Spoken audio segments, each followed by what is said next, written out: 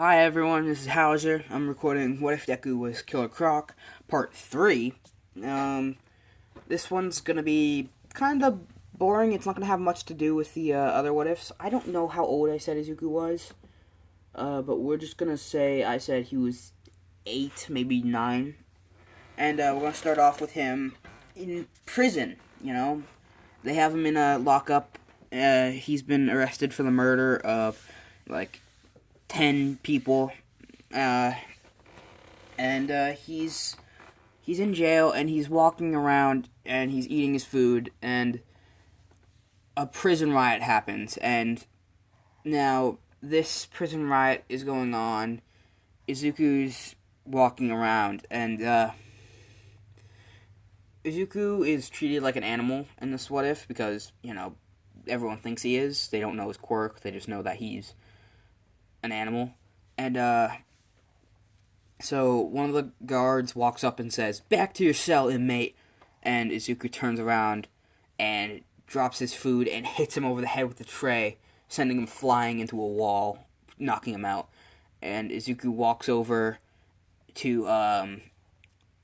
where they are. The rest of the prisoners are trying to break out. Now, Izuku has a collar to keep him in check because he's like 7 feet tall. Well, he was 6 feet 10 inches something with a 5 foot tail, and he's big to them. And they didn't want him breaking himself out, because he could easily rip down the bars. And they look at him, and they're like, "Stand down, Croc, or we will like shock you," because he has a collar on him, just like in the Arkham games where it electrifies him to keep him in his place.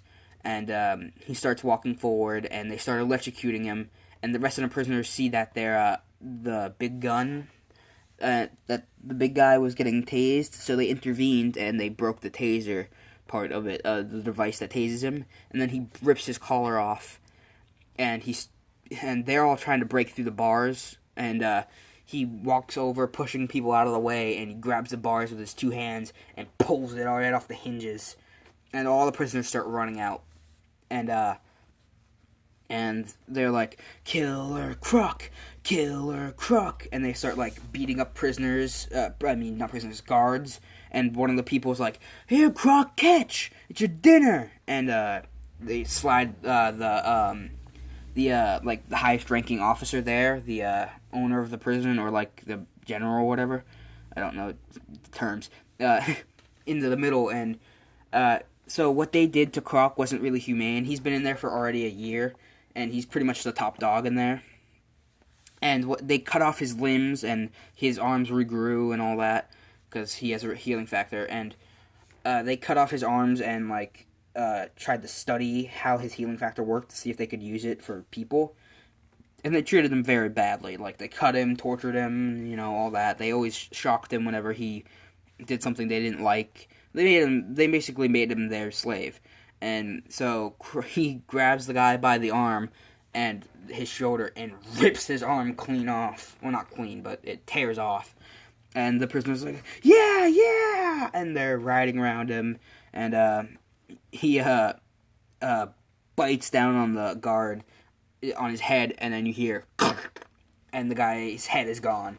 And all the prisoners are like, "Let's get out of here! Come on, Croc!" And he starts going, and there's like 40 prisoners following him, and they get outside, and they start tearing apart the city. And they've killed already about 50 people just in the prison alone.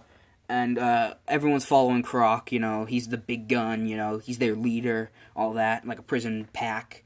And he leads them to the sewers where they're gonna hide out, and they're walking around, and they have a couple hostages, and they have a couple prison guards and a couple random people that were there visiting, prisoners, and they took them. And those prisoners who didn't want that to happen, he just killed.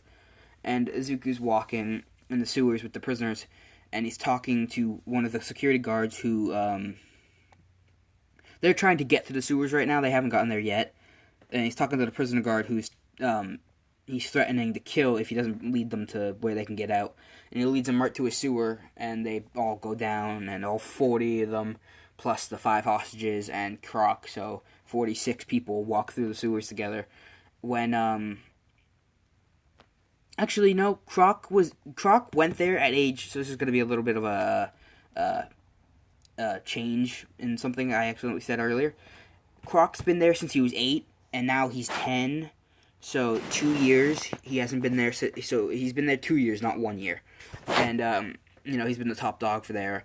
And what's happening is during the All Might fight, the sewer breaks open from the top, and Croc jumps out with all the guys climbing out after him, and All For One is beaten and bruised, and he's just defeated All Might, and All For One is just kind of down for the count, and Croc picks him up and brings him into the sewer with them, and they run off, and because, I don't know, just because he could, and he saw the 2 people fighting, and he recognized one of them from TV inside the prison, because they have TV in prison, I guess, and he recognized he was a hero. So if this dude was fighting him, he was a bad guy, and he could help them.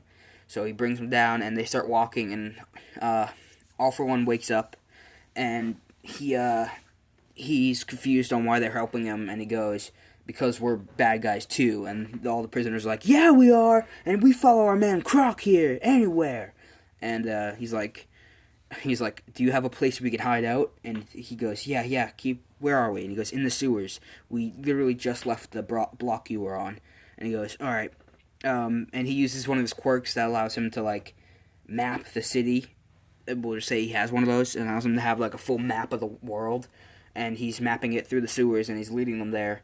And he gets to where the bar is, and he hides them out there and all the prisoners, and he's like, how would you guys like to work with me? And he's like, sure thing.